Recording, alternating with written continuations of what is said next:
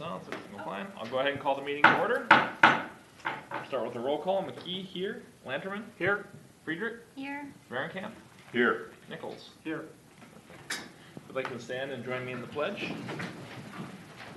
I pledge allegiance to the flag of the United States of America and to the republic for which it stands, one nation, under God, indivisible, with liberty and justice for all.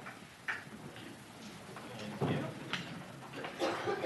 Alrighty, on to agenda approval. Looks like there's a couple minor changes. I have the addition of 6L and the removal of 10A, the closed session. That's Anything correct. No other changes. Any changes from council? Yeah, could I just pull 6D? You can when we get to Oh, sorry, consent. yes. But I will make a note to remind me to go back to you. Okay, so can I get a motion to approve the agenda as amended? So moved. Second. All those in favor say aye. Aye. Aye. Just a moment. So Mayor and Council, one of the things that I wanted to start out, it wasn't on the agenda, but today was the 18th Annual Truck Safety Seminar. I wanted to emphasize it for a couple reasons. One, it keeps our roads safer. The whole goal of this is to keep everybody safe. It's a collaborative effort with the Commercial Vehicle Enforcement Department from the State Trooper's Office and our Public Safety Police Department and the Public Works. But I wanted to highlight this. We have 13 vendors or local businesses that support us that without their assistance, we could not do this. And today we had 293 people participate. The reason I'm wearing this vest is because everybody who participates or shows up gets a vest. I was not one of those 293 and they still let me have one. So if you'd like a vest, let me know. We have extra vests. We want everybody to be safe, and that was the reason for the 18th Annual Truck Safety Seminar. So that's what I think. Next, Mayor and Council, we're very happy to have here Joshua Hoagland from the County Assessor's Office. He is the County Assessor and the Director of the Department. We also have, I want to point out Jason Bate, who is our Assessor. He's in the back. So Jason has talked to some of you and talked to some of our residents. I just wanted to call him out and say thank you to him from Josh's office. And Joshua, thank you for being here. I will do the quick change to get your slides up.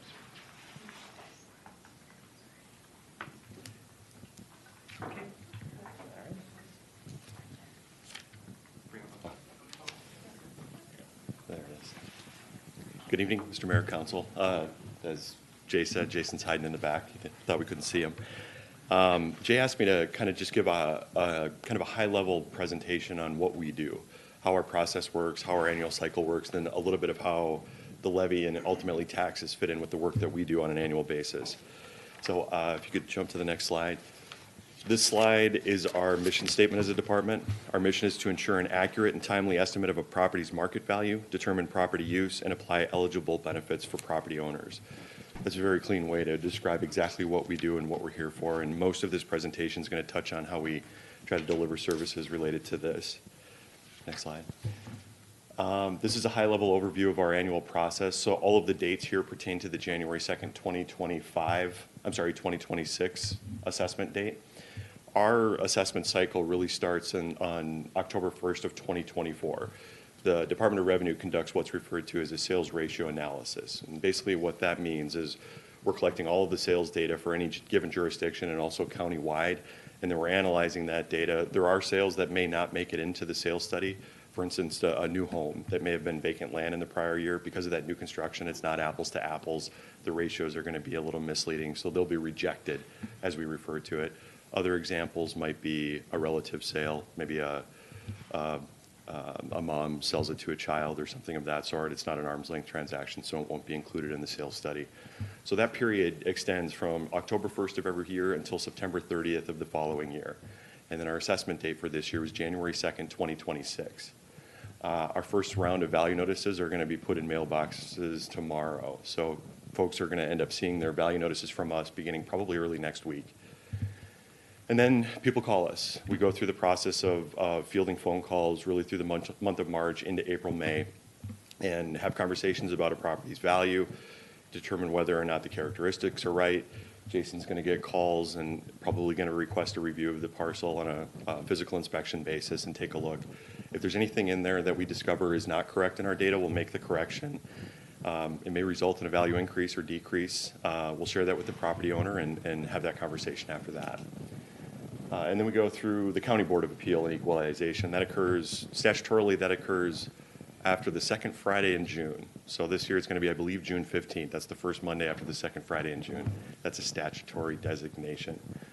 So that County Board of Appeal is basically a body that's appointed by our County Board of Commissioners, and they hear from a taxpayer about their concerns regarding their value, and then in most cases our staff are going to get up and also present because that's their expectation of us. And then they make a decision, whatever it may be. If it could be a reduction, could be a sustained value. Once that board adjourns, the assessor can no longer touch the assessment. It doesn't belong to us anymore. It now belongs to the county auditor, and that's when the levy process begins. And then ultimately from that, the truth and taxation statements and meetings start in November. Those are mailed in November, about the second or third week, and then there's meetings really through the end of November into the balance of December. Those are primarily budget hearings where people are basically seeing what their proposed taxes are going to be for the subsequent year. And then ultimately that tax statement is going to be mailed in March of 2027 as it relates to the current assessment for this year. And then those taxes are going to be due in May of 27 and October of 27. So a lot of times we get questions that we're behind the market, and I suspect it has a lot to do with our cycle being almost a three-year period, from the beginning of that sales study period to the second date that a tax bill might be due. And then basically overlying all of those dates that matter, we're also taking a look at a lot of data review. We have a statutory requirement to review all parcels in a city every 5 years, so we break that up into what we refer to as a quintile.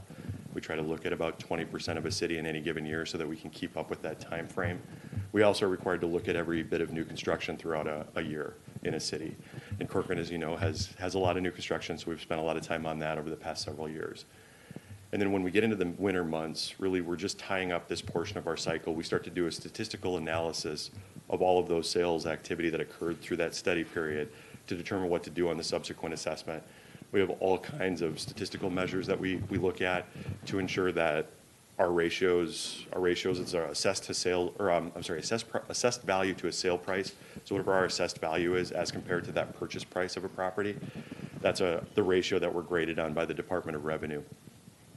We target 95% in Hennepin County. The state's range is 90 to 105%. That covers the entire state, where you might have a county that may only have 6 sales in an entire year. So they have a broad range for that. Hennepin County generally has several more sales that allow us to target a much tighter range to be much more equitable across the county. And then there's a final review by the Department of Revenue. That occurs primarily in May, and it's referred to as the State Board of Equalization. What that means is if any one of those statistical measures that we are trying to achieve is outside of a range allowed by the Department of Revenue, they'll come in and make the change for us, which we don't want to happen, because we can really identify areas of needing work in an assessment and make changes on a much more granular level. I like to say that we can do an assessment with a fine-tooth comb. The Department of Revenue is going to come in with a hammer and move values in chunks to get it within a range of their desire. So it's never happened in my career, and we're not going to let that happen either. So next slide. Sorry, I have a couple questions on that, if that's okay. Certainly. Could you elaborate a little bit on, I think that's a good summary of what happens for residential. Mm-hmm. What do you do for commercial or industrial property? It's an identical process. It's an identical measure. It's much more difficult in a city if we don't have industrial or commercial sales or even apartment sales, but we look at the county on a broad range. So let's say we don't have any industrial sales in the city of Corcoran. We're going to look at basically the entire county. Or if it's, let's say it's a substantial industrial building, in some cases like 1 million square feet industrial building, we're probably going to have to go outside the county to discover what the data is going to tell us for that market value. In those cases, we're looking primarily at an income approach, identifying market rents, vacancy, capitalization rates, and using that as well to try to identify what a value is in a given market. Whereas residential, we use the sales approach, looking at like properties and what they sold for to compare against the subject. Okay, very good. And you mentioned granularity of the approach. So one of the things that we have going on in Corcoran is there are different pockets of development with different types of housing. Mhm. So if you've got a established neighborhood and then a new neighborhood comes in next door that's much more valuable homes, Yep. how do you prevent sales in that area from adversely affecting neighboring properties that haven't changed? What we do primarily in our assessments is discover what the market areas are. So like, let's say that we have a neighborhood that was built in the, let's say 70s or 80s. It's more than likely going to have its own neighborhood, and we're going to analyze within that neighborhood. And then if we have a brand new subdivision, a brand new development, we're probably going to look at a little bit of a cost approach to discover what the current value is of those properties. In some cases, the sales from a developer to a ultimate property owner are helpful, but we're going to look at ultimately a cost approach to see what the current value is. What did it cost to build that property? If the land is the same size and identical, the land values might be the same, but in no way is the building value going to be the same just due to depreciation on an older property versus a newer property. So we are separating those out and only looking at them against each other and other like properties. So within your data, you can discern neighborhood pockets based on date of construction, things like that to separate? those Absolutely. effects? Yep. Okay. And then if there's differences even within a property, that's ultimately why we'd like to do a physical inspection to make sure that we have that individual property data correct, because even two neighboring properties could look the same from outside. One may have massive interior updates and the other one may be original build from 40 years ago, for instance. So those are some of the differences. If we don't get into a property, we're required by law to estimate what the interior might look like. We try not to overdo it in that regard, but ultimately it's just to try to get to the right number and be accurate. Thank you. Just real quick too, thank you, number one, for being here. One question that I have, I've lived here 19 years, and I've had an assessor out one time. Is that about right? No, should have been out about 5 times or 4 times in that period. Yeah. Do I want him out 4 times? You should be I'm talking specifically for me, you guys. He's going to come back every year now. But y'all Gotta are catch sitting up. out there saying the same damn thing. I haven't seen one. I'm the one that's sticking my neck out. So that. What may happen is, That's a concern. Yep. If you come, you announce you're coming, you send a note. yep, If you're not here, we're gonna walk around. I mean, is that what happens? we send a postcard at to every property that Okay. it's usually, it usually says we're gonna be out in the next few weeks. So we'll send out a postcard that says we're gonna be in your area in the next few weeks. Jason, more than likely, is gonna be the one to knock on the door. Okay. Jason has a little bit of discretion. If nobody answers the door and he walks around and doesn't think he needs to get inside, he's probably not going to leave a tag. If Jason's looking at the data in his hands, says something doesn't feel right, he's going to leave a tag stuck to that front Needs door to to say, get in please, there. please give us a call. Okay. Sometimes people call, sometimes they don't. It's really your choice. And again, I'm not normal, but I just, my home is now 100 years old. Yep. And I was telling the story that my property taxes have gone up 300% in 19 years since I've lived out here. If you take that, it's about a 5% increase year after year for 19 years. So Right. I don't think I have anything to complain about other than my barn is older than my house, and my house is old, it's been remodeled, but Sure. I think the one time that the assessor came out was 2 years after I bought and moved in. So just asking openly, I don't know how many people are listening online or anything like that, but just curious. Yep. So, So that'd be our practice in Corcoran. We've been here for a few years now, and we are out in the field looking at every property. But as I said, it could be Jason's discretion to decide, do I think it's right? I don't need to bother these folks. If not, then I'm going to leave a tag to request an inspection. and then the other question I had, and if I'm early, tell me, but why does it take so long? And then the reason I'm asking that is, if a house sells today, I know. a new house, it's gonna take a year before they get an evaluation type deal, and then another year before we actually start charging them taxes. Why does it take that long? And I've been told that's just the way it is. I just, in our growing city and such, I hate seeing taxes being burdened by all of the residents that have been here a long time. While I understand the costs and the valuations of their homes are going up and stuff, I'd really like to figure out a way to burden the new residents because the needs are the tarred roads, the sewer, water, all of those things. I'm out in the middle of nowhere and I get my roads plowed, I got police, I got fire, but I don't have any of the amenities. So why that difference? I don't know that I can. Why does it take so long? I don't know that I can fully answer that question. I mean, it's all in statute in the way that it works. But for us, you're absolutely right. You know, if a property was a piece of vacant land on January 2nd, they started construction on January 3rd, and let's say it was done in April or May, we're not going to capture that full value until 2027, and those taxes aren't going to be due until 2028. 2028. Yep. But yet we can do it quickly on a home that's been around. We can ping them and they're paying taxes right Well, the next year. it's based on the same cycle. So let's say that a 100-year-old home had very little updates on January 2nd of this year, and it happened over the course of 26. We're not going to capture that value until 2027. And even with the market changes that occur within 26, we're going to capture those in 27 as well. It's just, I assume it's to basically help it build into the levy process, which also takes time, and then a lot of notification to property owners to make sure they have an opportunity to give us a call and speak to you during truth and taxation time and those sorts of things. Again, I'm just asking because I get so many questions about it, and I literally tell them, call staff, and get you in contact with the assessor's office, Yep. and they never call.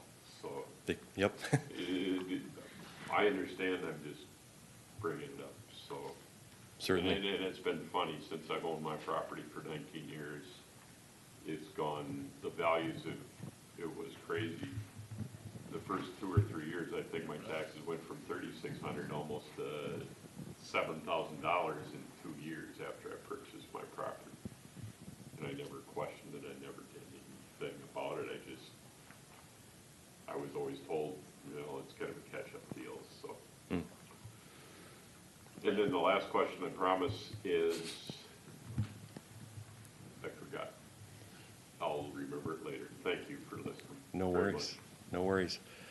Next slide is just a copy of our value notice. This is a 2025 because it's what I had available, but they look the same year over year. The only difference among the different years of a value notice is the different color. So we use basically a color coding system so that when you receive a value notice, it's got the exact same color as is going to be on the truth and taxation notice in the fall and on the tax statement in the spring, so that you can kind of see which ones connect to each other over the course of a cycle.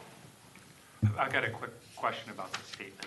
So the statements that go out in November, and then a city that lowers its projected tax rate from what was set in September to something significantly lower at the truth and taxation meeting. Yep. How do property owners now understand how their statement bill is going to change? So what Jay's referring to is the max levies that are approved in the fall. That's what shows up on the proposed tax statement for all the jurisdictions, the school, the city, the county, any of the special taxing jurisdictions. That's what shows up. So what people would have received in November is based on that. So if any one of those jurisdictions comes down in the final vote in December, the tax statement that they're going to receive over the next month, over the next 4 weeks, is going to now reflect that difference between what was approved in September as a max levy versus what was finally approved as part of the budget for 2026. So to answer your question, there's not going to be anything that says, here's what changed to cause this number to be different. It's just going to show that it is different. Okay, thank you. The reason that's important is we set a higher rate and then it came down considerably, and I'm still answering questions because they're looking at that November statement, and the answer is you'll get a new statement here in the next 2 weeks. Next couple of weeks, yeah. I remember the other question, if I may. Certainly. How do you change your determination, what am I trying to say, where I have, my property is classified as rural residential. How do you change that to rural ag? I have 13 acres, I've got horses, I raise honey, I have bees, I do all of that stuff. Am I classified right? You'd have to call Jason, and then we take a Okay. look at the activity. So agricultural purpose is thoroughly defined in statute, so that's what guides us and what we can do and what we can't do as it refers to ag. And there's all kinds of different ways to qualify. The simplest way is 10 acres in production, which typically means tilled or pasture land. But then there's several other ways that But can I've also got qualify. I've got a pasture land, I pastures, but I have horses. I'm not buying, selling horses. I just, Right. it's like a hobby farm. But again, in the last 3 years, the bees have been producing quite well. I'm not selling a lot, but I'll give you some. Cool. Horses are a tricky one. They have to be commercially boarded to qualify under the statute, not just for. Yeah, and I can't do that because they're Yeah. my own. Sure. Gotcha. Cool. But I would, Thanks. yeah, I would recommend getting Jason a lot of business tonight. Recommend giving Jason a call to take a look at what the activity is, and we can take a look at statute and work through it. Understood. Thank you. So quick question, so the new property statements will be available online tomorrow too, if they're being mailed out? I think the property statements are going online, don't quote me, Monday or Tuesday, for the tax statements. The value notices will be online on March 15th. Okay. Thank you. Next, so this is just our, continuing our assessment process. This is the definition of market value that guides us. I'm gonna spare you reading it, but it's a very typical market value definition.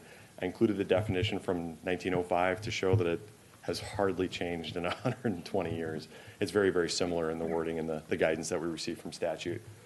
And then there's two market values that we look at as assessors. There's an estimated market value. This is what we think it would sell for. And then there's a taxable market value it actually is taxed on. So probably one of the broadest programs that we have, more than likely across the state, is the homestead market value exclusion. It's statutory math. We come up with the estimated market value. Based on that math, it's going to come up with a new taxable market value that if your property is under $517,200 is going to reduce it to whatever number it ends up at based on the math. And then net tax capacity is really just the product of a combination of that value, that taxable market value, and the classifications that we're going to talk about next. So what are the exclusions and deferrals? What did you say those were? What's that? From the estimated market value minus the exclusions and deferrals to get the taxable market value? Yep. What are those? So we're going to talk about that on a later Oh, slide, but gotcha. the homestead market value exclusion is an example where the statute guides us to say if a property's homesteaded and it's at a certain value below $517,200, then it's, I'm going to spare you a little bit. There's math within the statute that says here's how much you're going to reduce that estimated market value that now becomes the new basis for taxes. And then an example of a deferral program might be green acres, where somebody qualifies for the Green Acres law, which allows them to basically defer their taxes as long as they continue farming it. And then if at any point it sells, then there's some sort of a payback that has to occur. So in that case, we value the property at its market value, which in many cases in Hennepin County is a development value. And then the Department of Revenue determines what would the true ag value be if it were an ag market, and then we apply that as the taxable. So this year, the true ag value is about 10 grand per acre. The estimated market value is substantially higher than that, but the 10 grand is what they're going to pay taxes on. Thank you. In the system, there's 5 major classifications: residential, agricultural, commercial, industrial, and utilities. Apartments, which means 4 or more units, and unmined ore, and then the catch-all, all others. There's I believe a slide later on where it shows how many classifications there actually are with some of the subsets. There's about 65 that we have to manage. So even within, it's referred to as class 4, there's a dozen different things that are within that class 4 that are totally different from each other that we have to manage as far as making sure we get it right. Next slide, Jay. And then programs, here's where we talk about the exclusions and deferrals. Exclusions, as I described, is the Green Acres program is probably one of the most prevalent here. There's others, but that's probably the one that we administer the most. Exemptions, that means within the statute or even within the Constitution, a property's use qualifies it for an exemption, such as a church or a school or city hall. Exclusions is the homestead, deferrals is Green Acres program. And then there's special classifications, which means if they're doing a very specific thing at a property, that it can qualify for a special classification. Or if there's a special homestead classifications, for instance, for individuals who are blind or disabled. And then appeals, local board of appeal and equalization, that's typically a city council serving as the body, the third party to make a decision. If somebody doesn't like their value or has a concern, they can come to the local board and voice that concern, and then the local board will make a decision. Corcoran has an open book process, which is an alternative within statute. It's referred to just as that alternative option at the local level. And really all that means is we're now responsible for conducting the process as the county. And then the County Board of Appeal and Equalization is the next step, which I described earlier.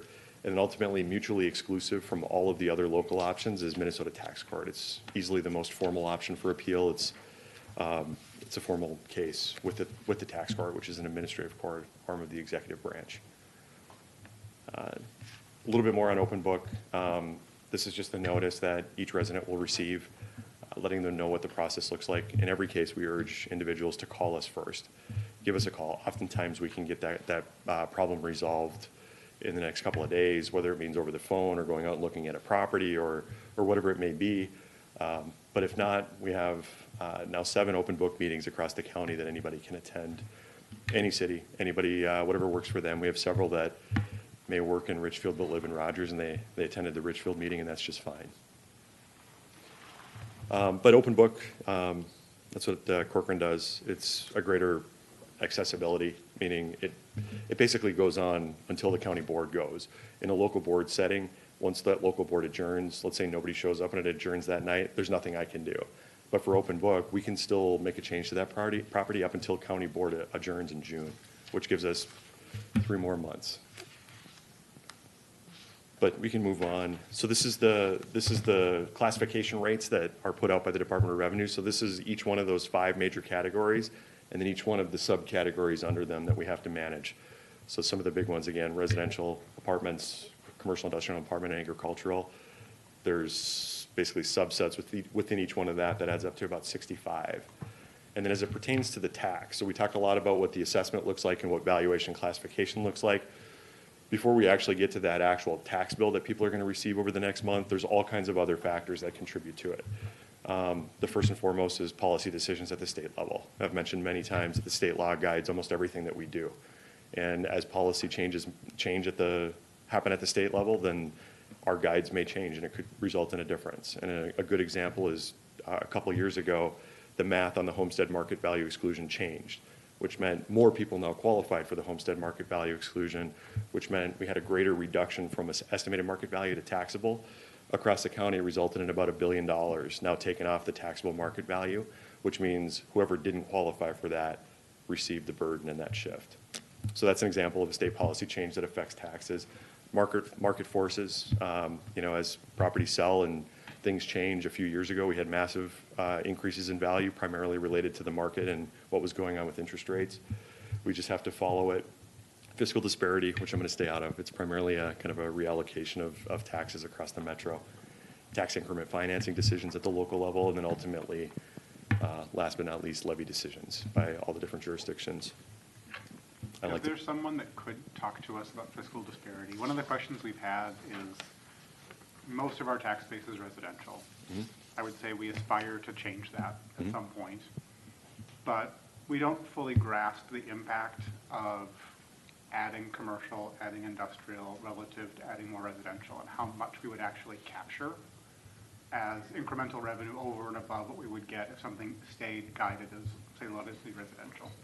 Yep, absolutely. I can connect Jay with somebody from our auditor's office. I try to skim over that because they're much smarter than I am as far as that calculation is concerned. But you're absolutely right. That's one of the decisions a lot of cities have to make, more rooftops or smokestacks. I've heard it referred to as. So then these are just some examples. This is a very simplified example of how different things working together could result in very different tax changes. This example is just, let's say 2025, we had a $4,000 levy, and it was flat for 2026, and all of the values across all the properties increased at the exact same rate. So you can see it's a 4-house town. All the houses went up 25%, but the levy didn't change, so nobody's taxes changed. Ultimately, it was a zero impact as far as the final tax bill. And Jay, if you could go to the next one. The next one, it's a slightly different scenario. The levy's still flat, but now all the values are changing at a different rate. And I just highlight the top two. the top property is changing at a 50% clip, but because the levy didn't change, the taxes only went up 16%. The second property, it was flat, but the taxes went down 20% because of the shift to the other properties that increased. So it's just a kind of an example to show that it's not a perfect correlation between what's happening on a market value versus what happens on a tax bill. And then keeping in mind all of the other factors that might contribute to that final tax bill on the previous slides. This is just a simplified example that shows just two variables can have major differences. And then the last example, same four houses. The only difference between this and the last slide is now we've got a 25% increase in the levy. And you can see now the difference is that value, or that property that was flat, the second one is no longer receiving a 20% reduction in their tax bill, it's just flat. And the top property is seeing a 45% increase in their tax based on that change. And then the last slide I have is, this is just looking at our cycle a different way, looking at it more horizontally just to see kind of how it spans out. Same dates I talked about in one of our first slides, but the sales ratio study period starts in October 1st of 2024 and spans the course of that 3-year period until you get your final tax bill in 2027, October 15th, or I'm sorry, due date October 15th. That's what I have. Any questions? Any other questions? Thanks for coming in. Thank you for having us. Very helpful. Thank you so Yeah, much. call us anytime. We're happy to help. Thank you. Thank you. Okay, and now we'll move on to open forum for items not on tonight's agenda. Jay, do we have anything? I've received no cards and no letters, no phone Does anyone calls. want to come up for open forum? If not, we will move on to consent agenda, which consists of items 6A through 6L. Michelle, you wanted to pull 6D? Yes, Perfect. please. Okay, anyone else want to pull anything? If I could pull 6G, G? please. Okay, anything else? All right, then can I get a motion to approve consent agenda items A, B, C, E, F, and H through L? I'll make the motion. Second. All those in favor say aye. Aye. Perfect. Okay, we'll start with D, Michelle. Sure, so I think it's important for us to pull this just so there can be some clarification on what this actually is. Okay. I think it's important to just, for anybody listening, to understand what that means. So, Thank you. So Mayor and Council, this particular resolution for CIP reimbursement is related to future potential bonding. And the reason that we have this resolution is, speaking with our bond counsel, there's two different ways that we can recoup costs that are resulting from whatever we're going to be bonding for. One is we can do a look back, and that's usually anywhere from 60 to 90 days. The challenge from a look back is there's a greater number of restrictions on what you can do for a look back. So when I spoke with bond counsel, they recommended that instead we do this resolution, which allows us, as of this date, any expenses that would be related to our future bond, we then could recoup ourselves in the future when we do that bond. So an example would be, the bond that we're projecting is for the future civic campus, and we need to do some surveying, and surveying was not in the budget for this year. So we could pay for it right now and then recoup that expense when we do the bond at a future date.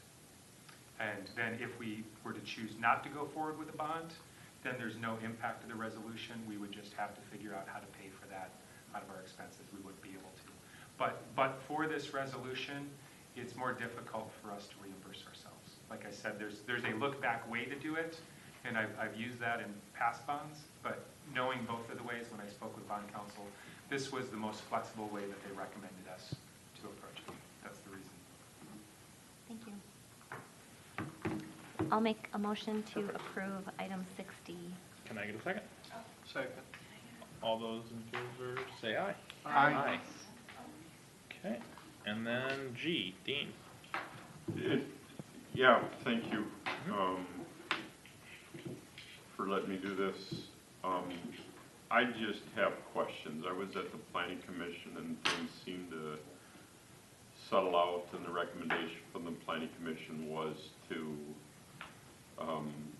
recommend approval for the variance and stuff. I'm in favor of the variance. I am very confused about buildings, how we're going to monitor the property owners to make sure they're not allowing visitors into, I'm gonna call it the red barn, all of those things.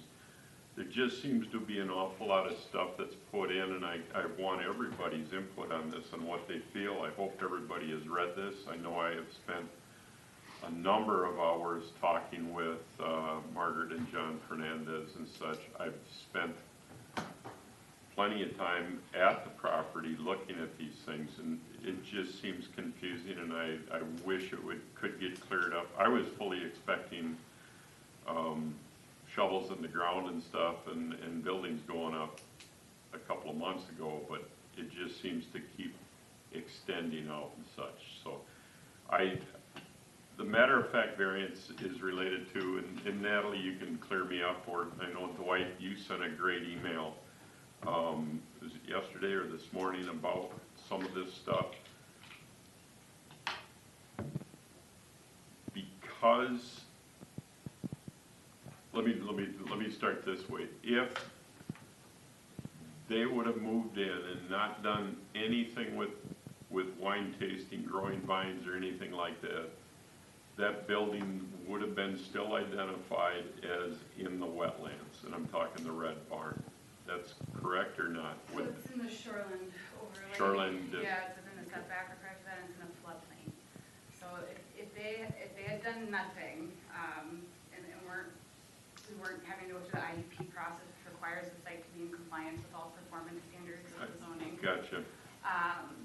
We likely would not have moved forward with any kind of requirement to either deal with the after-the-fact variance or relocate the building or remove the building unless we had received some kind of code complaint. For example, since it's in the floodplain, if all of a sudden someone was complaining about drainage patterns or something like that tied to the building, then it's possible we could have been called out to the property at that point. Okay. But there was this was not a proactive result. Then I'm going to go down a little different road and stuff. This was in front of the council and such. It was originally going to be a wine tasting in that red barn, if I remember right. And if I remember, I don't remember who all was on here, but they were talking about an 8-car parking lot and such. And a lot of what the council and planning commission and a lot of our folks wanted was to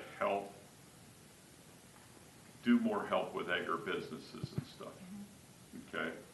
And then it just seems like it just kind of blew up from originally being in that red barn to all of a sudden a center with 40 parking spots. It's just changed and blown up and such.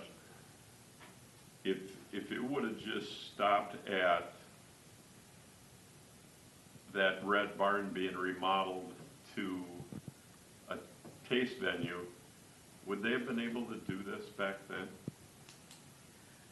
When it first came to us? Likely not in this Just location. It's in a Okay. floodplain, so getting building code is a different matter. Within a floodplain would be very challenging for having customers and employees. But within we that area. wouldn't have known that when it was first. We hadn't gone down the road of examining the building, seeing the location, all of those things, right? When it first came to us, there was just a tasting, and now it's turned into kind of an event center combination and such. So, yeah, there's a wine tasting room, agribusiness, and there might be occasional events, correct? But that was the intention of the concept plan. Even the original? Yes, that was Okay. something that they identified in their narrative. And just to be clear, the IUP has already been approved. This Yep. is just the variance Yep. for the building to remain in this. I know all of that. I just, my problem is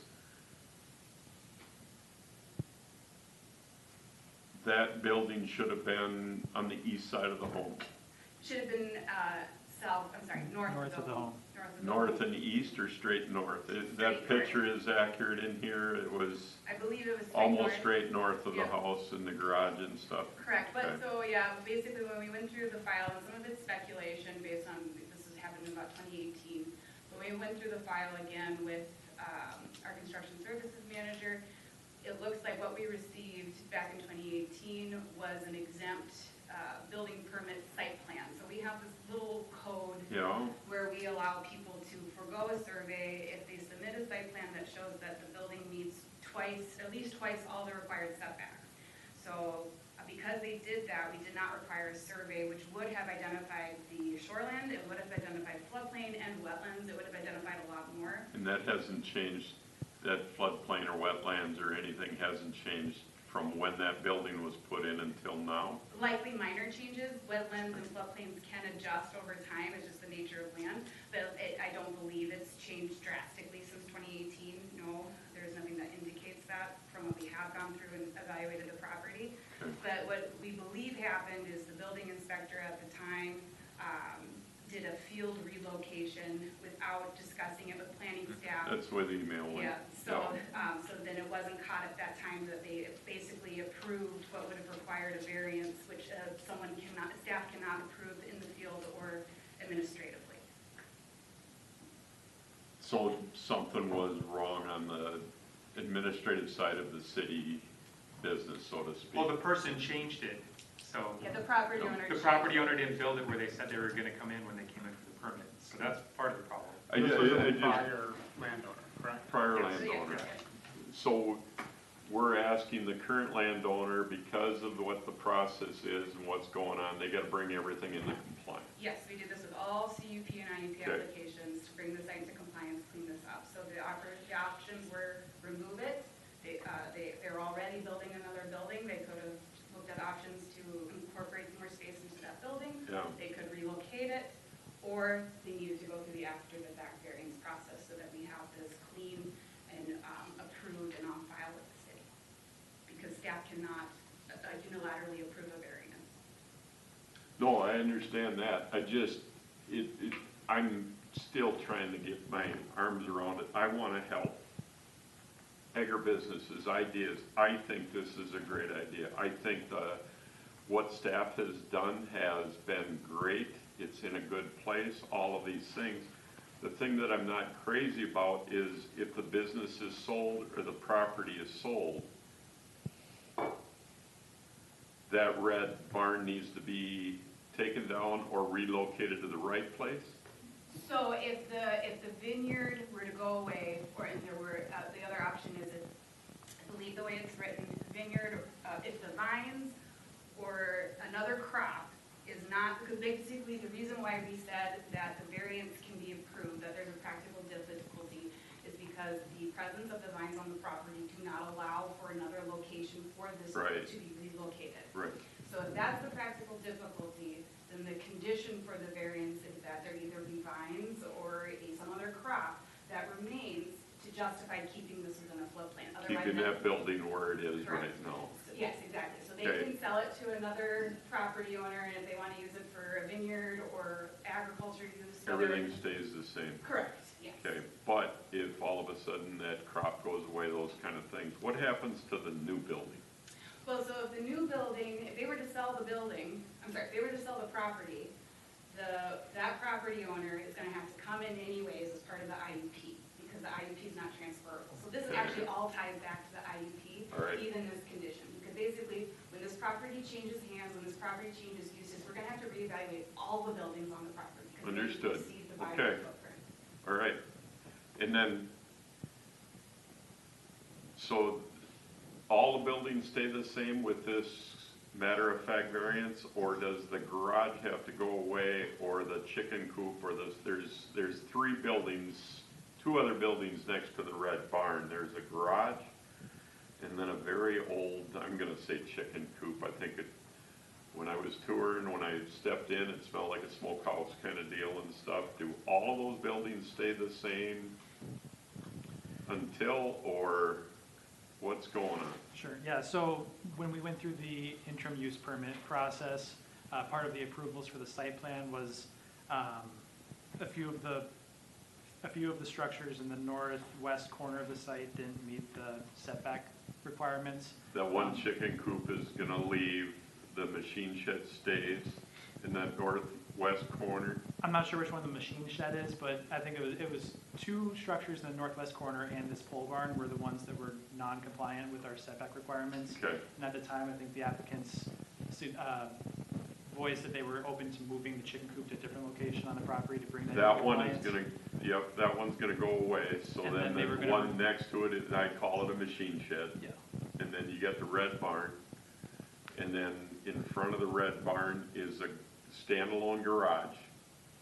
And next to that is an old chicken coop, smokehouse, whatever, a very old building. So do all of those buildings stay with this new building going in?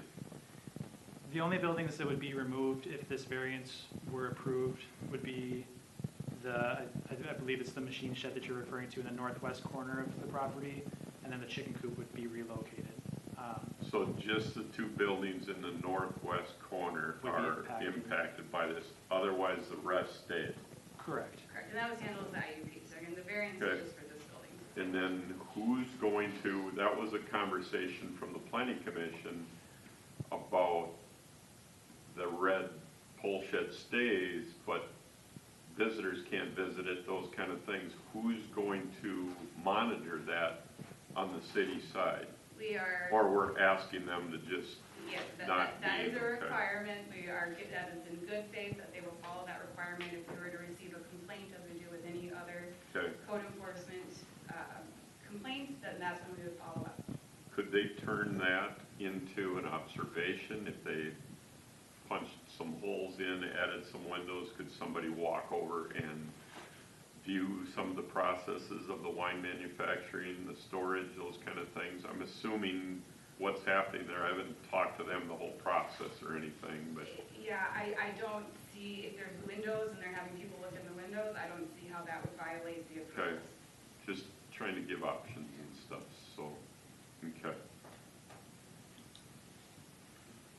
And then we're gonna have enough room for the driveway to keep that secondary garage there then, and the two trees, do they go away? Has all of that been done?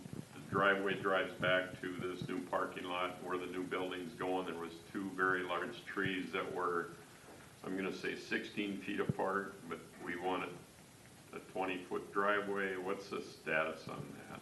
Or I shouldn't even ask because the IUP is done. That's all tied to the IUP, isn't it? Correct, So that would so be- all of those are resolved. The issue at hand Okay. is the variance. Well, we might be working through conditions of approval, but we gave them options to be able to try to keep the trees if they found a workable way. So that Okay. there was a pathway forward the last time. But otherwise, right now, this variance would say the house and the garage is the same place that where it is, the ancillary garage stays, that little building next to it stays, and the red pole shed stays, but the chicken coop and the old machine shed in the back corner has to be removed or taken care of. Correct. Okay. Can I make a motion? Yeah. I move to approve the variance. Second. Any discussion on that? Oh, okay, all those in favor say aye. Aye. Do we not get this to speak, or, because some of this conversation was actually inaccurate? We wanted to touch on some of the details on that. Okay, so it has been approved, typically not on consent, there's not an opportunity. Okay. I'd like to make a motion to hear what they have to say. Yeah, I mean, I'm okay with them, I'm okay with you guys coming up to The variance is to approved. speak, but the variance is approved. We appreciate that.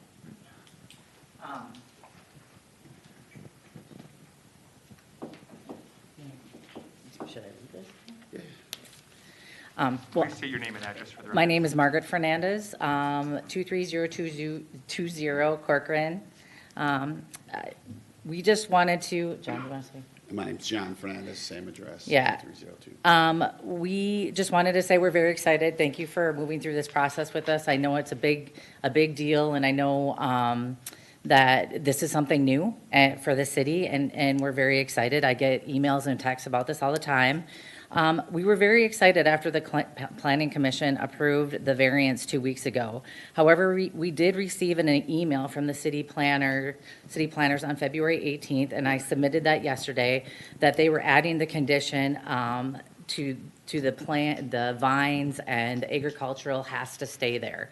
The planning committee actually approved just that we didn't bring people through the barn, that it was only for storage. And so this addition, I guess I'm surprised that it's just approved that way. A condition can just be added without our input into that. In fact, in the email, when it was sent to me, I communicated that the planning committee actually was questioning whether we were upset about the fact that it could only be used for storage, and we had agreed that we would use it for storage. But then again, the posts got moved forward again. The goalposts got moved forward again, and then this condition came in. I mean, I guess that's where we are today, but they approved something different, and then a condition was snuck in, kind of like, when we originally did the concept plan, we were told, okay, well, if you guys didn't apply for the IUP, that barn would have been just fine. And we've got signatures and approvals that I didn't resend to you guys on all of that. So thank you for the variance, and we appreciate it, and we'll move forward with this. But the barn was actually built in 2015. There's questions of when that the watershed was fully enforced at that point in time. The buildings that are removed are not what we talked about, but that's fine. It's in the IUP already. So there's just some things that aren't accurate, and we're just kind of wish we would have had the ability to talk to you about the fact that the planning committee didn't like this additional, didn't approve this additional condition, and they were fine without it, and it approved it. So thank you.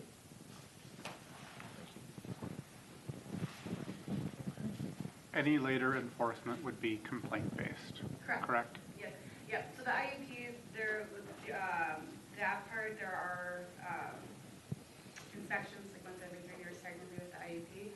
But as far as anything with the building, I anticipate the building that is being granted a variance, anticipate that being something that would be complaint-based. We're not going to be out there monitoring to see, but it could be something that someone could complain about at a later point. Just add to that, so technically the engineering memo requires basically proof of no impact as part of the variance. So that proof would exist if we got a complaint related to the variance in terms of drainage. Does that make sense? No. So the engineering condition here in the engineering memo basically requires them to go through a modeling exercise that evaluates if there was an impact. Basically vets out that impact as a condition for this variance. So if a complaint came in later saying, I think there's an impact because of the building, we would point to this evaluation, this no-rise evaluation, and say, this proves that there's no impact. So he's talking more about the drainage aspect, more so than people going into the building. Yeah. Thank you.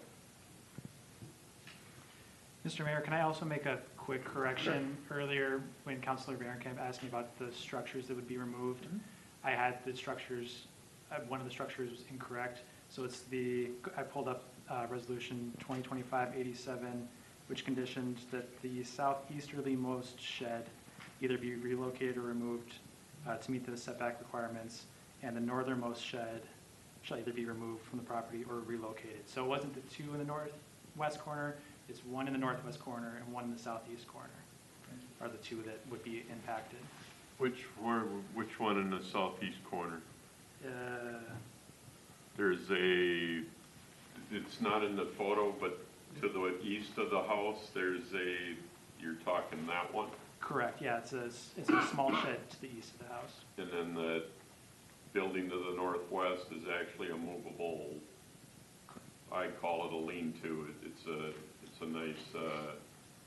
a nice piece, but the main machine shed's unaffected, but those other two are part of this, okay? Those were part of the IUP approvals, not part Yep. of this variance. Got it. Okay. How many, Kevin, if I can ask one more question, I'm sorry we said everything was good and stuff. Who went out and surveyed this property? Because we keep saying that the building is identified as in the floodplain, those kind of things. It's almost the same elevation as what the new building is, so when the previous owner built this, they had to have hauled in a tremendous amount of dirt and changed that elevation of that building. Would that show on any of these documents that we've got and such? Has anybody been out to the site to do this, or has it all been done cubically, I'm gonna say? I wasn't involved with any of the original building, so I'm not sure. You might be able to look at aerials. So in terms of who surveyed the site that we've looked at, is who they've hired, their engineering consultant Okay. would have surveyed the building and the existing conditions that we're speaking about today. The wetlands were delineated more recently with this process. Okay. That's one that needs to get redone every 5 years just to validate them per the Wetland Conservation Act. And really the floodplain and floodway related to Rush Creek, those are really defined and have existed probably well beyond even when this building was constructed. So it just, I don't know if that answers your question, but that's... It does, and then my last one, I promise, is what are we doing in the future to make sure we don't drop houses, buildings in the wrong place? I know we've got the thing where you can put it anywhere as long as it doesn't impact them, any setbacks and everything. That seems not okay. Staff would like to get rid of that, but that would not be a part of the discussion tonight. But Yep. yeah, I think this is a perfect example of why that doesn't work very well. But I am confident that Mike is very involved with conversations with I am building too. inspectors, and I don't think that they would do a relocation without requiring submitted plans to be Okay. revised. So. It seems wrong to me, and I mean no disrespect to anybody, why a new property owner is paying full price for a matter-of-fact variance when it wasn't theirs and it was a mistake made by previous city employees, whatever. If that makes sense, it just doesn't seem right to me, so. So in defense, that it was contracted employees, yes, who didn't have the appropriate oversight, and now we have staffing that looks dramatically different than what we had in 2015. I'm grossly aware of that, I'm just saying it still doesn't sit right with me. And the reason it's We're gonna have required is this because more we're trying time. to do something different, and it has to be in compliance. The alternative is that all the other taxpayers pay for the time of the staff for that. So we have corrected it so it won't happen again, and that's what's important. I regret that it has occurred. And we don't, I hope we don't have another agri business that turns into the same kind of situation that the Fernandezes are going through right now. Just, I thought agribusiness and stuff was gonna be a little bit easier than what this one is. And I hope we've been able to shore up a lot of things. I thank the Fernandezes for being patient and being, I'm gonna call you guys a guinea pig on this process and helping us rewrite an ordinance, or write an ordinance that is fair and right to everybody else, but this has been a long type deal. Are there any other conversations we're gonna have about this, or are they gonna be able to stick a shovel in the ground sometime soon?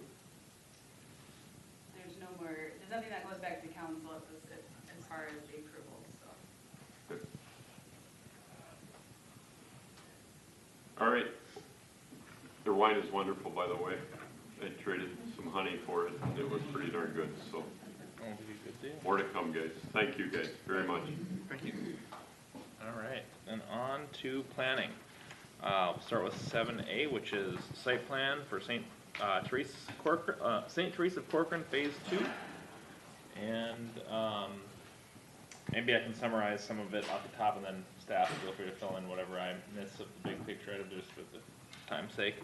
I believe it's addition of 31 units of independent living, with 2 additional kind of community room spaces, expanded underground parking, and then the discussion of the linear park improvements versus the park dedication in cash, which is about $125,000 cash value, which is for council to kind of discuss. Other than that, those are the big picture things. Yeah, I would add that in addition to the issue about park dedication fees or construction of the lineal park, there's also potentially, and working with the applicant on this, potential to use the lineal park for construction staging, and we would need to incorporate that into a development contract if council's comfortable with that. I would remind you, they did use our park when they built their initial one. And then there is a condition in the code, they cannot provide all of the landscaping on site, and so the code allows them to either plant the 25 missing trees on city property or for the city to take cash and plant the trees elsewhere. If you choose to allow them to design and construct the lineal park, the Parks Commission felt like that would be a terrific place to put those trees. And so tonight we would like your direction on those 3 items, pretty much all related to the lineal park, but 3 items, and then we would work with the applicant to develop a plan for improvement, bring it back to the Parks Commission, and then bring it back to you with a development contract. Okay. I had a comment on that. So I support the idea of doing the off-site trees and trying to develop at least a portion of this park ahead of time. 25 doesn't seem like enough. Is it worth looking at using some park dedication and maybe doing a joint project to do the full landscaping of that area so it can start to grow? Since we will be doing it anyway, I'm guessing tree prices will continue to go up just like everything else does. So there could be some savings in making that investment now after the construction is complete and take advantage of that growth cycle. I mean, it would be something we could do, right? I don't see any legal. Well, or could that be included in, like, the second bullet from the bottom, park dedication fees or construction of the lineal park? Could include that within the scope of the construction of the lineal park in terms of greater landscaping? Like, what does the lineal park entail? Yeah. Which I'd imagine that would go through maybe the commissions or at least Parks and Trails. So one of the discussions that we've had is we have a joint meeting on March 12th to discuss our park planning. That would be a good opportunity to discuss the future of this as well and provide some guidance, as the Parks and Trails Commission will be there.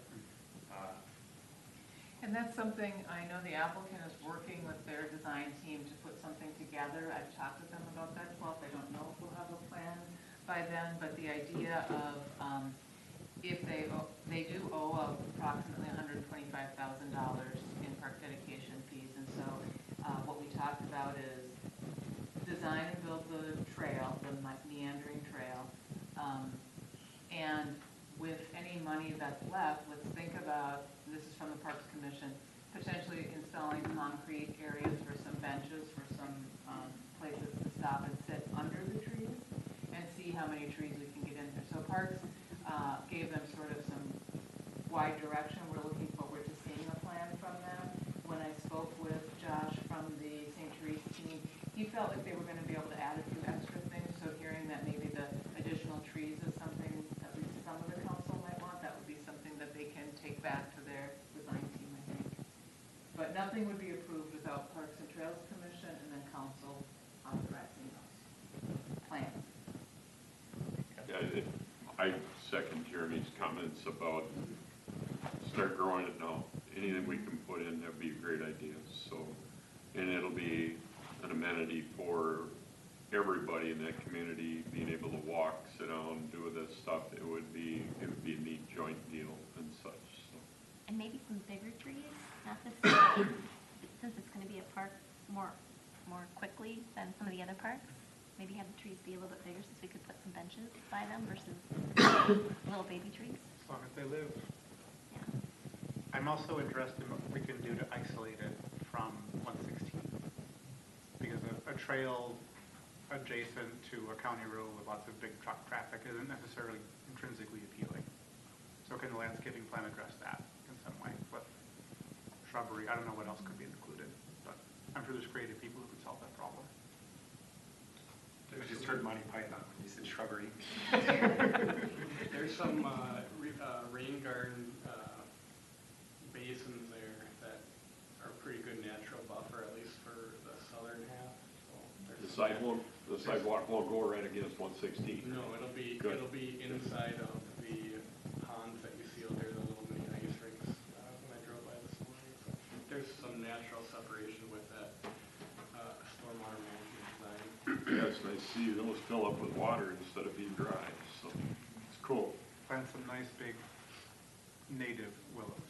Native willows. I had one question, Mr. Mayor. It says signage, we don't allow freestanding, those kind of things, but I remember a conversation a while back that St. Therese came in front of us and asked for some signage changed on the building and such. Will they be able to put, they wanted more signage, they wanted something bigger, those kind of things. Is that still part of a conversation at all or not? I think it's a conversation we could have maybe at a later point, not necessarily part of this application, but Okay. if staff has anything to add or. Right, I don't think they're interested in more building signage, but they are interested in somehow, and we had this conversation previously about having that gateway sign that we've talked about having at both 79th and City Center Drive to being part of that. And so I know they would welcome the opportunity to be part of that. We do not allow off-site signs as a general rule, but that is something in our city center we could certainly have a conversation at a future date. But if that's a piece down of signage on those gateway signs and stuff, good. I'm good, thanks. I remember they were asking. Any other questions on? Can't wait to see more. What you guys do is awesome. Thank you so much for taking care of many, many of our residents in our town and welcoming new, so. Sure. And for hosting us for an open house too. Yeah, thank you for Appreciate doing that. Being part of the community. I'll be there. So let's see here for language of the motion. I guess a lot of the discussion was more direction for future meeting, Right. 12th and stuff regarding, I think we're generally aligned with, how we'd want to see we want to see the process of the designing of that, but open to that, linear park aspect being done and the rental, for staging and stuff. I'm assuming if amount of that fee would be figured out by. We will work closely with the applicant. We've asked them to provide construction cost estimates. We're very familiar with how much things cost. Yep. So we'll take a look at that, work with them, have a little back and forth, and bring it back to you. Perfect. Hopefully soon. Perfect. And then anything else that you needed feedback on from council? I don't think any feedback, Mr. Mayor. We would be looking for a motion to approve the site plan. I will go ahead and make a motion to approve resolution 2026-17, approving the site plan as recommended, and discussed. Dean, Second. is it a second? Perfect. Second. Any discussion? All those in favor say aye. Aye. All right, thank you. And then, with that, we have quick 7B. Jay, I'll toss that to you. I know, I'll toss it. I don't, Mr. Mayor, I don't have a formal presentation. I'm going to get the graphic up as decided not to word. Okay. Toss it to Dwight then. Somebody else's. Oh, no, I'm okay, Approved hold on, resolution hold on, is what's hold up on. there right now. There it is. Because I have the PowerPoint. Dwight, There we go. you messing with stuff? There she blows. So, the last time the land use application process was discussed with council was back in January of 2024. At that time, the diagram was created by myself, as very lovely, if I say so. But it's also very complicated. But this has been added to our land use application form, and it requires a signature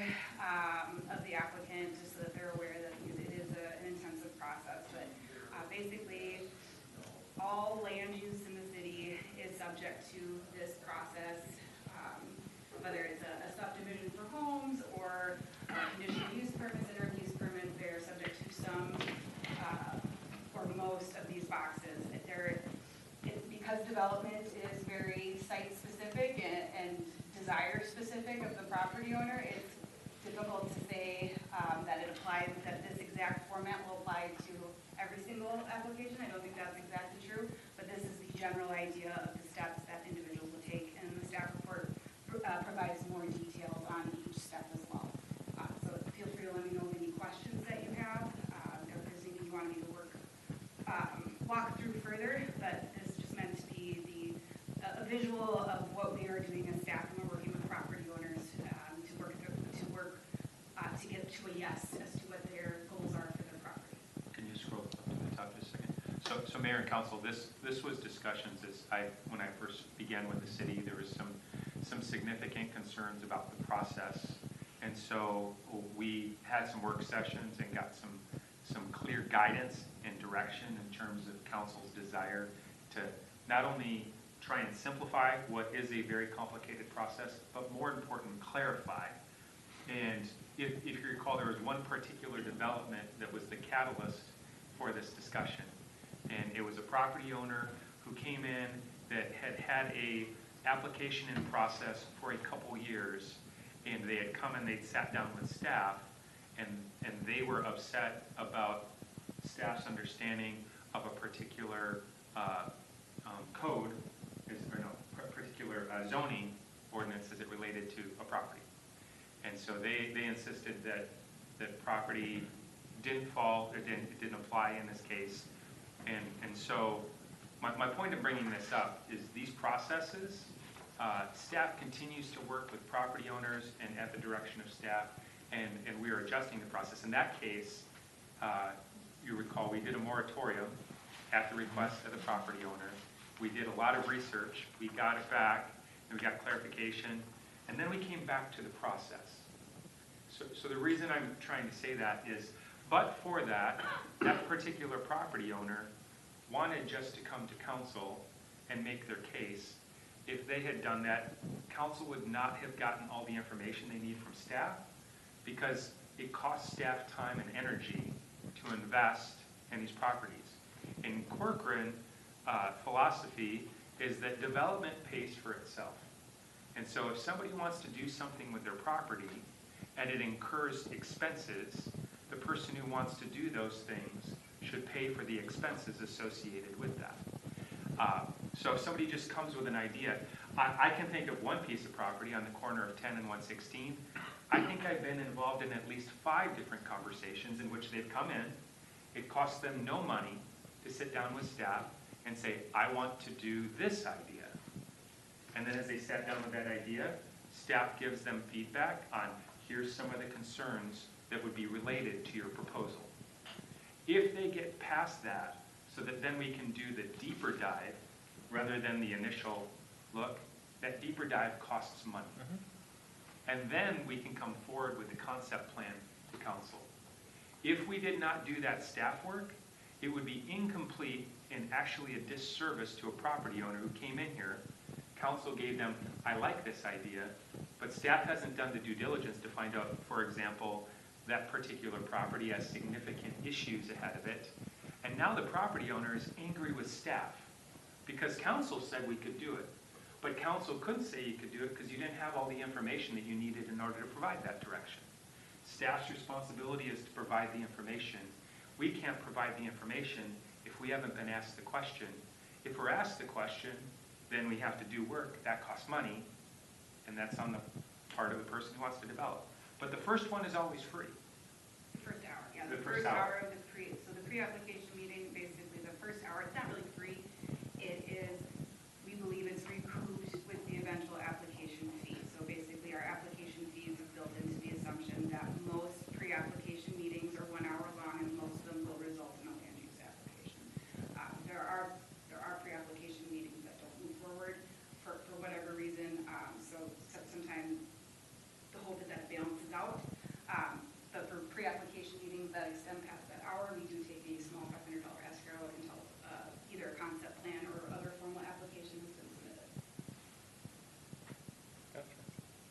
So that's the reasoning behind this. It was at the direction of council in order to fulfill that if people want to do things that cost money, which is staff time, then there's a fee associated that they have to pay. But also at the direction, we meet with them for an hour to try and identify any potential issues so that we can resolve them before they spend a dime. If they came to council first before it got to staff, and council said, we don't like that idea, it wouldn't even have to go to staff. So staff would waste no time on it then. So I can use an example. Continental came here 3 years ago, and council said, we don't like that idea. And then they came back and they talked with staff, what is it that you don't like about it? And then they modified it, and then they came back with another idea. Now, in each of those cases, because this was a potential development, that party paid for expenses associated with it. And then now they finally come forward with an idea that several of you are happy with and thinks that would serve that. But for that process, they might not come back. I think part of the concern too is just identifying all the issues and the different things that we're weighing. A landowner might not fully understand what all different aspects of the zoning code are coming into play, that they're even asking what flexibility that they would need. So that's really why that concept plan really is a first chance to, do an overview of this property. What do they want to do? What other complications come into play? Like, is there a non-conforming use? I don't know that all that information comes out. We have had a couple times where people have come to the council where there was no concept plan and staff did not do any type of beforehand analysis.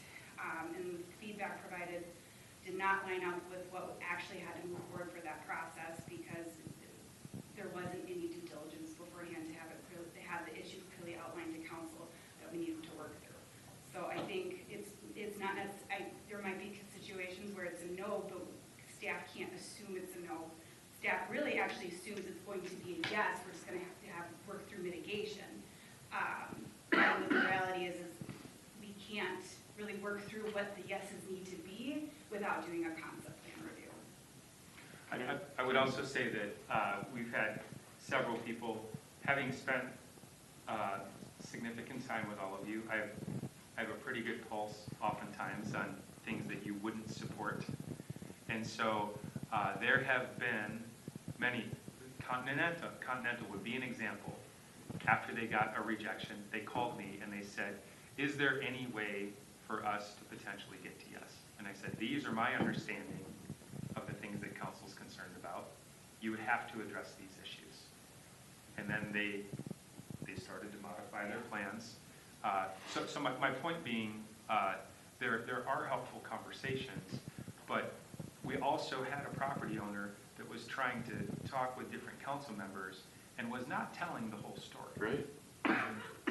They were trying to get to yes without addressing some of the things that staff had told those property owners that were issues. They were downplaying the issues and then upplaying some of the other concerns. Or and then tailoring a one-on-one call with what they would think that council member would like. Yeah, they totally did that. That's why we finally got them here into the council chambers and said, okay, we're at a place now, we need to have a conversation with council to get clear guidance, and that's when we did that moratorium. Well, and for that one too, I just wanted to clarify, I think part of the reason why this conversation happened before we even were talking about the moratorium is because they wanted to skip the concept plan process, the feasibility study process, they wanted to skip all of these pre-application processes that are simply needed in order for a preliminary plat to move forward, and there was a lot of argument about what we needed. So in that case, they weren't going to do a concept plan, they just wanted to move forward with the preliminary plat, but we weren't able to get the feasibility study to move forward, which is needed to identify infrastructure needs. So go ahead. But there are cases where you don't need a concept plan if something is clearly within code, right? That only occurs as an escalation if something Correct. doesn't. So what I generally recommend I would say our code allows anyone to do a concept plan. If they really want that assurance, they can do that. I generally recommend it as the time and cost that it adds. As far as the time and cost, it's like the least cost as far as our applications, and it's the least time. We do try to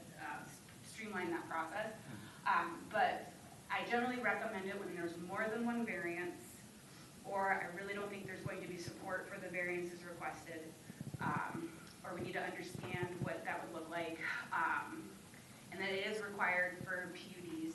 So but yes, like if it's a straight site plan, everything, they really don't have any variances they're requesting, everything complies with code, then I do not necessarily recommend a site plan unless that's something they would like to do. So help me understand, or walk me through this. Let's say that I came to you and I said, Natalie, I'm super excited. I love dahlias so much.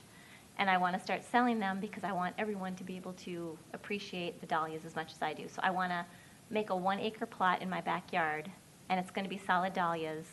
And I'm going to build a little for sale hut. I'm going to put it on the end of my driveway so they can buy dahlias at the end of my driveway for $10 a bunch.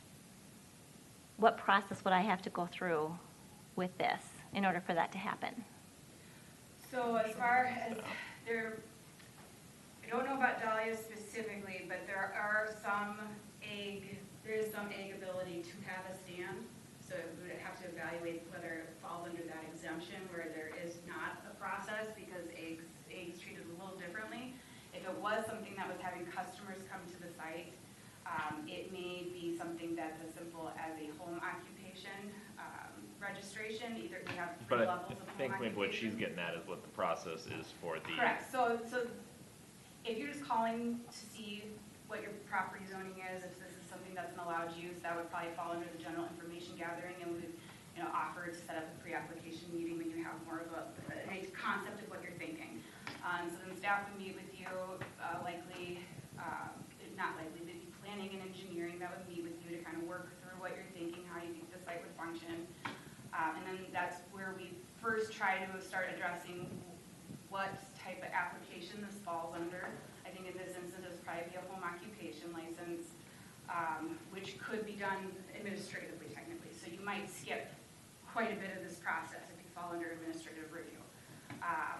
If there was something that was completely outside of the scope of our current ordinances, then we would likely move to that concept plan to see where it falls, to see how it best falls with our current ordinances, what would need to change with our current ordinances in order to get to yes, and then we bring that to council for feedback.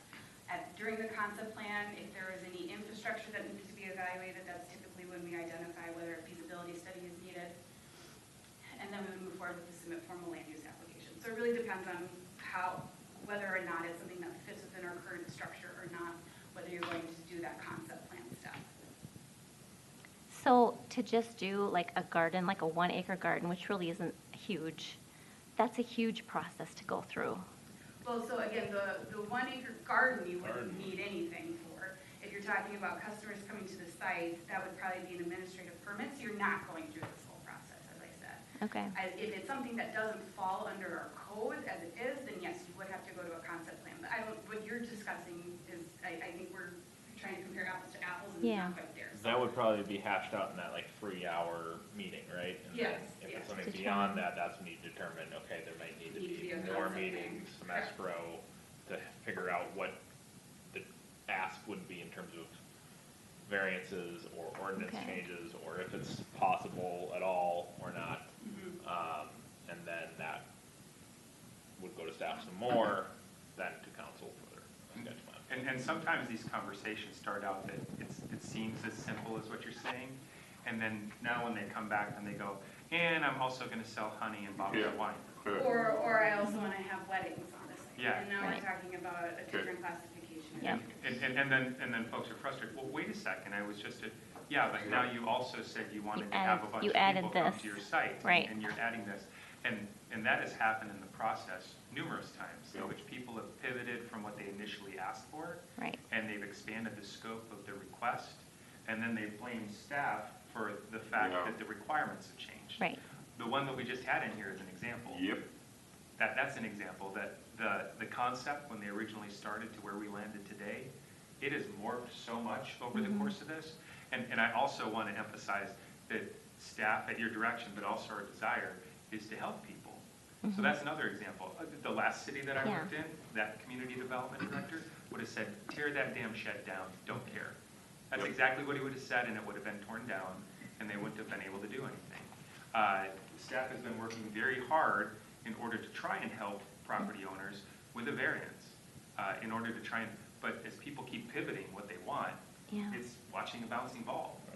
Well- Is there a way that you could give us a little bit more of that information? Or should we just say to our applicants, you really need to work through staff? They have it, they're giving you direction, they're doing this. It is going to be your least expensive way to get to the end. Councilmember Varenkamp, that's exactly why I brought this up today, is because this process was developed at the direction of council. Yep. The reason this exists. And so we're just wanting to get direction. If there's a desire to deviate, that's council's prerogative. But if you're happy with our process and procedures, then we need to affirm it and not deviate from it, because it's our deviations that put us, Mr. Thames isn't here, but that's what. That's when decisions are arbitrary. Yeah, So then and he just affirms me, so he's not able to be here tonight, but when I talked to him on the phone this afternoon, one of the things he said, please remind them that part of the reason we found favor in some of our litigation is because of our consistency of process. It's when we deviate from process that we're liable for further litigation, and we're really vulnerable then. So I keep hearing, I'm telling you exactly what I hear. Why do I want to develop in the city of Corcoran when I got to spend $200,000 in escrow to get a no answer? Has anybody ever spent that kind of money? I don't believe 200,000. To a no answer? Yeah, so I don't believe anything that, since I've been here, has got $200,000 to a no answer. I think any of these things- Church must have been pretty close. Eaglebrook Church, I believe, did have a significant escrow, but that predates me, so I'm not, Yeah. I'm not too sure. Yeah. That's why I said, since I've been here, I'm not aware of that. But I don't believe it was 200,000. Like, I believe the last Oh, escrow was it's for just, like 36,000. it's silly, the stuff I hear. But that wouldn't have changed by, what process change would have changed the outcome of that? Right, but I'm not going to specific. If I go specific, international, it's already built, it's done. They follow this process, right? This process wasn't as clear when But it International was- came in it as it was is now. It was But it was a close. This similar is process. clear. Yes, it's been a similar process for. But probably if about they 2 follow decades. this process, this will be the least expensive way, or the cost would be least if they just follow this process. So if I could say one thing in terms of the cost. Some other cities have a different philosophy in terms of how to deal with development. And so staff costs will not be paid for by escrow. The city bears the cost of that as part of developing the city. So one of the challenges and the reality of developing in Corcoran is there's a philosophy that development will pay for itself. That costs money. So if people don't like that, then they vote with their feet and they don't develop in Corcoran. Right. They'll go to a city that will subsidize their development, Yeah, we're just to our east. And they'll have a different process and a Well, different. they can afford to subsidize. We have no resources to help subsidize, and that's the conversations I have. But that's an important clarification when people start to talk about the cost of developing in Corcoran. The foundational reason is our philosophy. So if development's going to pay for itself, that's part of the reason why we don't do TIF districts too. So if we did TIF districts, the cost of development would look different as well. And again, 30 years ago in the community to the east, development had to pay for itself. Right. It was not subsidized by the Yeah. city. The So. previous city I worked for, they also did not subsidize development Gotcha. either, so it's not unusual. Our model isn't unusual. And it hasn't stopped people from developing. Right. So my question, I guess, is should we have a different model? Because when developers come in, this is a great model to follow. But like if a smaller person comes in that looks at this and says, there's no way I'm going to be able to do my 1 acre garden and sell flowers at the end of my driveway because this is too much. Well, again, that example, something like that where it's a small home business, where it's just customers coming to the site, there's no employees, then this isn't the process. Okay. So I think it really is very specific. And Now, someone is talking about something that would require a zoning ordinance amendment. I don't see a way that we can require some people to go through the zoning ordinance amendment, but then decide to waive it for others. And that is when we're to be subject to all of a sudden choosing favorites, treating people differently under the same code, which is very problematic and can lead to us until we are liable. So that. But for your example, I think it would literally be meeting our free time with Natalie or Dwight or whoever, and then probably it'd be, yep, you can do this, or here's the one variance you might 'Cause, need. like, this seems like, Go to this council. wouldn't be like for home-based businesses. Like, I feel like we'd have a Generally different. not. Yeah. Right, so we have a only the different ones that process. require conditional use permit, that they would. How many have we done of those? Do we have like an estimate? I don't have an estimate off the top of my head, no, Okay. I, in the Home-based last businesses? couple of years, I could follow up with that data, I don't Okay. wanna speculate, 'cause Yeah. I don't have a number on the top of my head at all. But we do have a conditional home occupation process, there's also permitted homes, which is just a registration, and then there's also administrative if it's really minimal for what you're talking about. That would, Okay. I envision with That the would probably information you're providing, that would be the process. Now, all of a sudden, they want to be able to have weddings in the garden. Right. Then we're talking about, yes, they're gonna have to go through this process. But Yeah. parking's required in a different Right, way. yeah. One last thing that I want to say, if it's a clean slate and there's no, like you haven't done anything else on your property, that's a different process too than if you've already built your stand, you've already done all of the things, and then you're coming back and you're trying to ask the city to bless all the work that you've already done without authorization. That complicates things, because now, But it's still the same process. Right. It's just now I think that they feel like it's unfair because they've already done it, but they never went through the process to Yeah. begin with, so that Right. so there wasn't this kind of tension to begin with. The other thing I will add is, staff and I, this process has been fine-tuned and adjusted over trial and error for a couple of decades. And there are definitely areas in our code where we could further streamline things to make things easier for property owners. We have conditional use permits that are required for sidewall heights for accessory structures. I haven't ever seen one be denied. Yeah, Should we be neither have I. looking at making that an administrative approval? I believe so. I think planning commission would very much like that. They feel like it's a rubber stamp and they feel like their position is very ceremonial when that's all they're getting. I think they also think that we could talk about is site plans. If it truly complies with the code as it's written, is it worthwhile for the cost and time to get it in front of you, just to rubber stamp it? Planning Would that gonna bring be this up on the administrative 12th? approval? I don't know, this would be the 12th. That's not planning. We could Not certainly- meeting we talks. could certainly bring Okay. this up as a discussion. We have ideas. to Whenever we do a streamline our joint, I code. think it'd be great to Yes. hear all So those. we can certainly do that, but I would say, I think the issue that's brought this up, there's not a way to streamline that process because we're talking about changing the code. Yeah, but some of those code changes, like you said, Yeah. probably should There and there can are be. definitely ways we can make things a little easier for people who are just trying to operate within our code. So I agree, I don't think I've ever seen the sidewall height denied. Yes. It's always just been, On consent, done. yeah. We could correct that, couldn't we? Yep. That might be an easy one. Okay. Anything else on this? I have Karen? a quick question on Yeah. the concept plan portion. So the concept plan review is the easy off-ramp if something is not going to be acceptable to council, where they can find that out before they invest a lot. Do we ever get complaints that they don't get clear enough feedback from council? Where they don't know whether they should proceed or not? Like, is there something we should look at in the output of that discussion that would create greater value? Yeah, every once in a while, I think, well, I would say that a couple times it's like staff feels it was pretty clear, and maybe the applicant didn't feel it was clear, we're like, no, there's not support.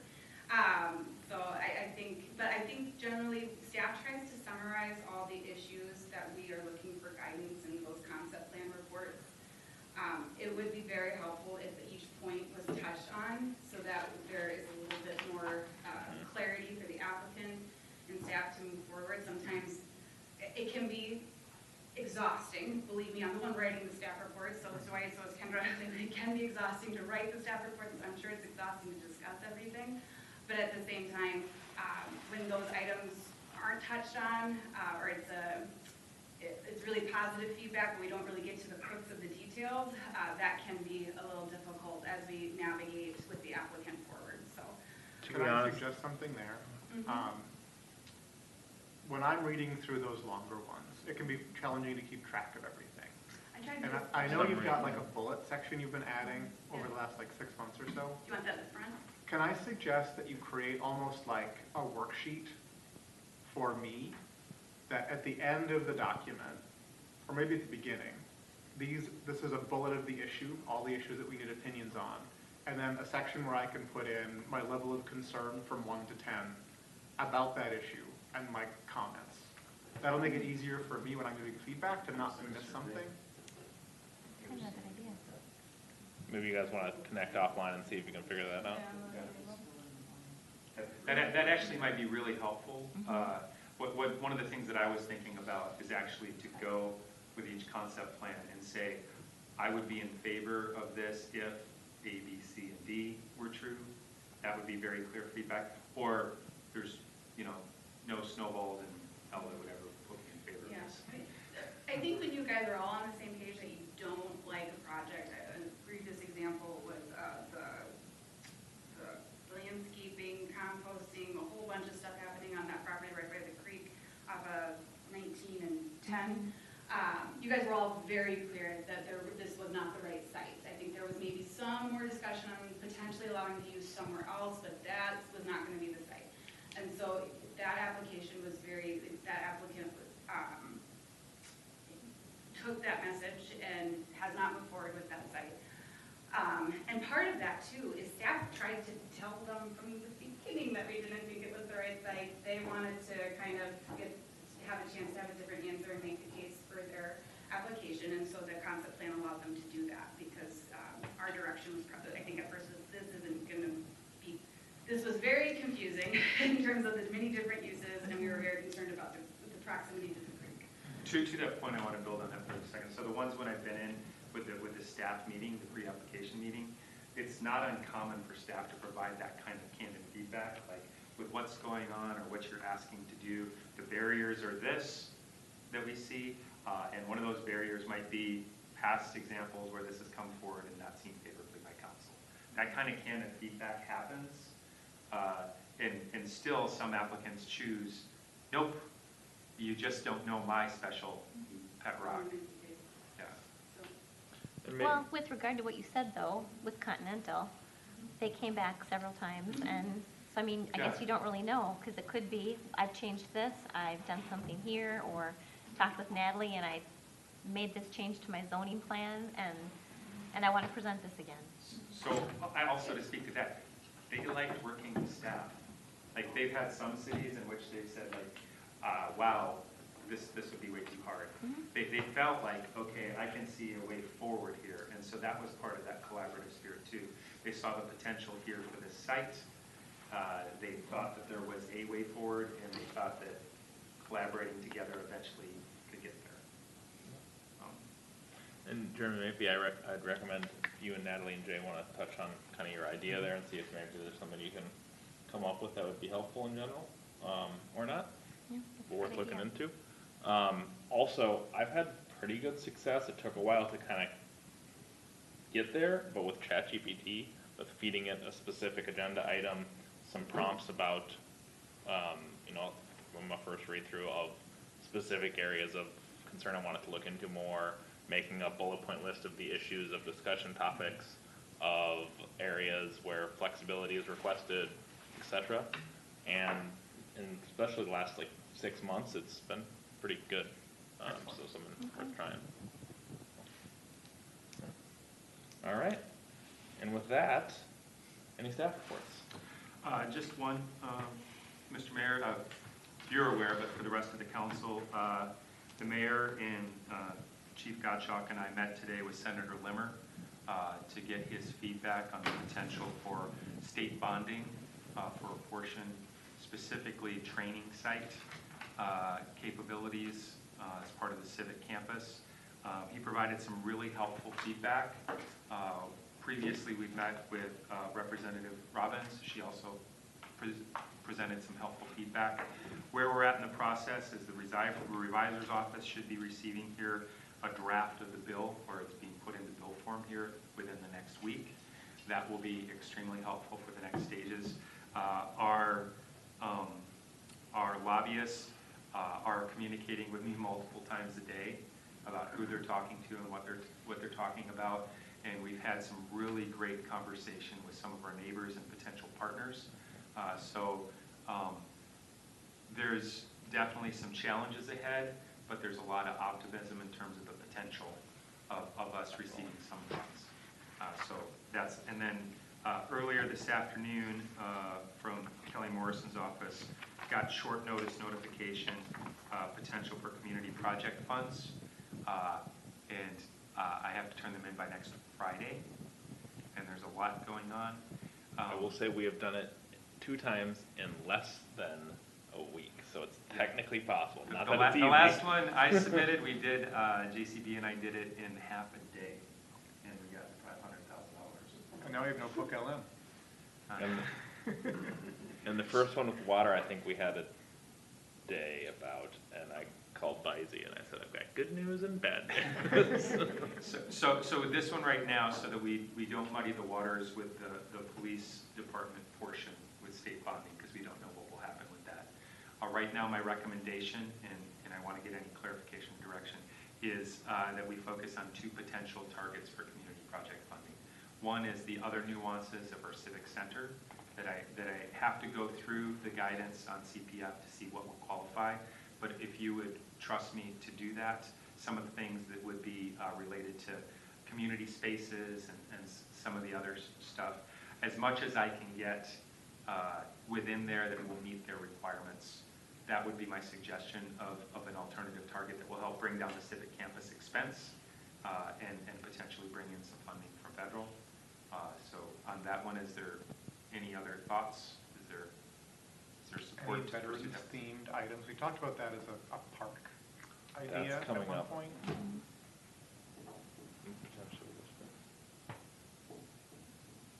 I can explore that too. That's a great suggestion. And the other one is during our space needs study, we identified 40,000 square foot need out at Public Works. And that might be a really good target that we have currently no current plans to do. So in terms of us being able to address some immediate needs that we don't currently have a plan for how we meet them, that might be a helpful target.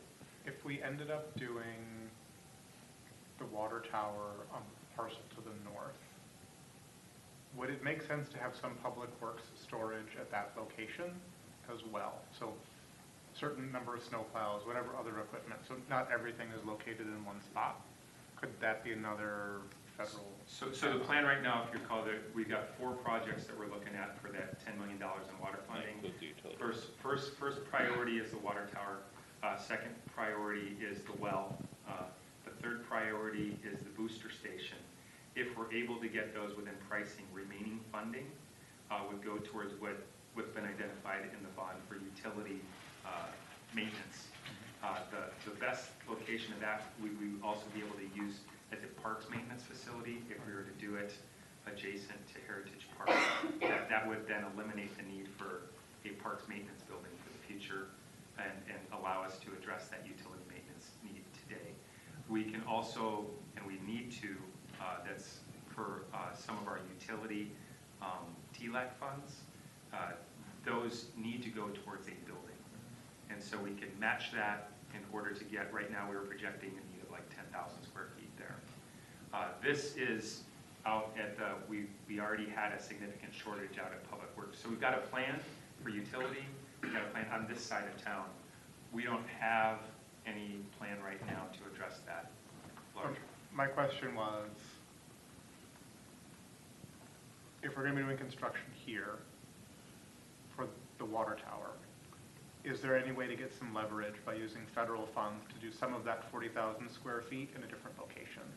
Potentially doing the project. So the timing, we can't do that till 2027, and we have to spend the water funds in 2026. Okay. So it's a timing issue. And then also the site, there might be some site problems that I have to talk to Kevin about. So I don't know if that could work, but it's definitely a timing issue for when we have to get the water tower built.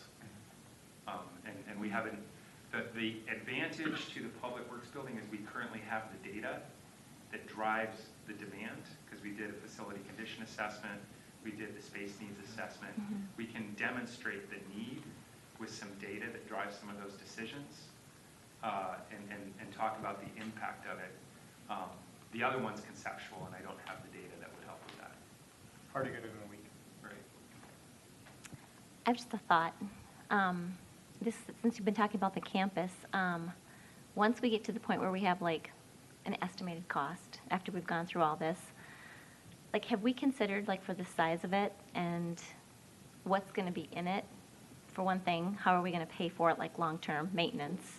And then do we have to hire a building maintenance person to take care of the building? So the building maintenance, we've restructured in the last year so that actually Parks Maintenance does facilities maintenance too now. So they've already taken over this building for facilities maintenance, which wasn't previously true.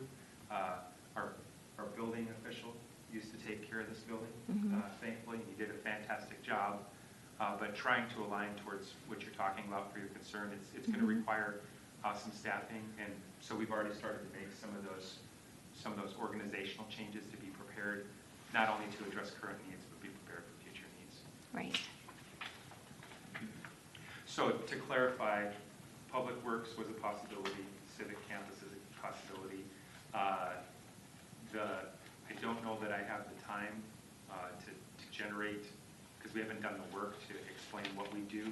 Like, we don't even have a concept for a veterans park right now. And that might be coming up in a conversation at another meeting. Right, but I have to do this by next Friday. No, I'm saying with a different funding source. Yeah, correct. Yeah, there might be some veterans funding we might get and some other alternatives. So I was planning on trying to submit 2. Is that acceptable, or is there different guidance? I think that's good. I think that's good. Would we get 3? I mean, So I'll see what I have for time. I mean, I'm The happy only to. other thing I would think imagine would we'll be get 1. additional We'd be pretty amenities lucky at to the get park, 2. at Heritage Park or Which is something like wonderful. that. I'm meeting, Oh, we might we're get meeting with, hopefully meeting with Representative Morrison on Wednesday, so I'm gonna do a draft, and then we might actually only submit 1. We'll get feedback on what has the greatest likelihood. Yep. That was it. Any other? One last thing, I don't know if anyone's had an opportunity to look into the tree grant through the state. I don't know if it's a federal or state grant, but like with all of or the county, with all of the trees that I'm seeing in Corcoran that are going to be needing to be taken down because of emerald ash borer. So, we could definitely look into that. My previous experience with tree grants is there's some second and third order effects. So we don't currently have an arborist on staff. That was one of the challenges that I had in Shakopee, is that an arborist had to be involved in the process for like checking on them and stuff. So you're either paying to hire someone, A or in consultant? our case, we sent somebody through arborist school. Or like a consultant, someone that would come in and help Yeah. us, and we could So, help but fund it we'll with. check to see what grants are available. Here we go.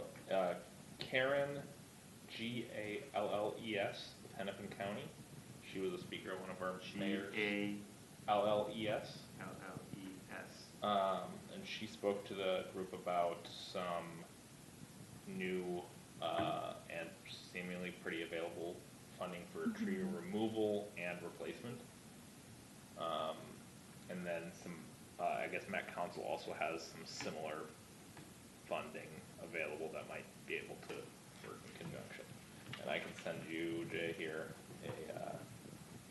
the slides that show she brought, but I would reach out to her. Sorry to interrupt, did they speak of whether that was private trees or public trees?